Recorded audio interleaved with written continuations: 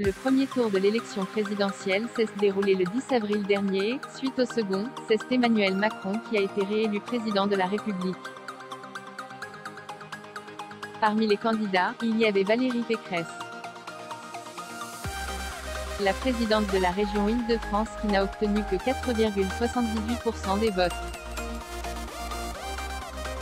Ainsi, elle est endettée de 5 millions d'euros suisses. Pour que sa campagne soit intégralement remboursée, il aurait fallu qu'elle atteigne les 5%.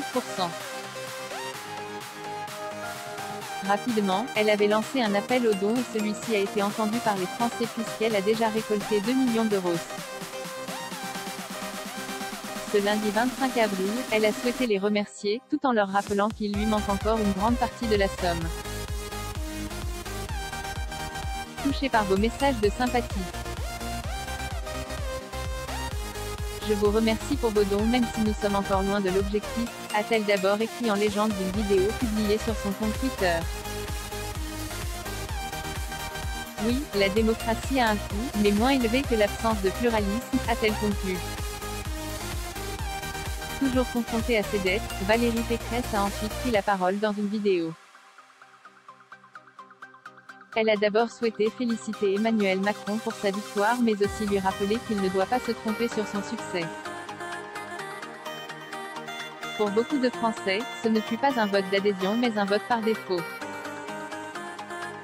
Par la suite, la candidate a évoqué sa propre situation.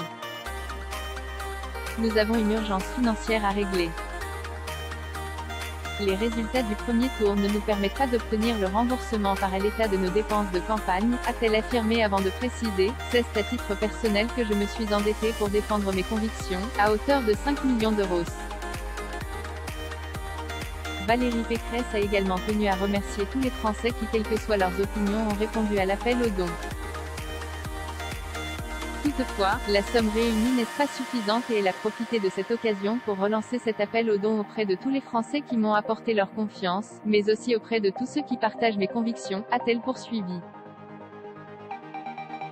Aussi ceux qui par peur des extrêmes ont choisi le côté utile dès le premier tour et enfin auprès de tous ceux qui ont à cœur de faire vivre la démocratie, explique-t-elle avant d'indiquer être touchée par les messages de sympathie et des affections reçus après le premier tour.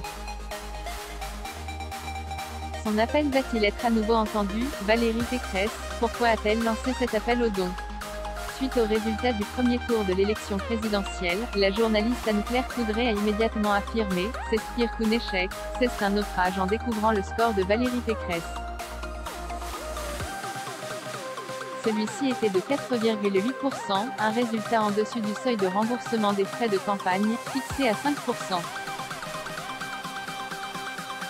De son côté, la présidente des Île-de-France avait immédiatement interpellé les Français. La situation financière de ma campagne est désormais critique, avait-elle déclaré avant d'ajouter « Nous n'avons pas atteint les 5%. Je suis endettée à hauteur de 5 millions d'euros. Je lance ce matin un appel national aux dons. Et concernant la date limite, j'ai besoin de votre aide d'urgence d'ici le 15 mai, avait-elle conclu. Parviendra-t-elle à récolter la somme manquante?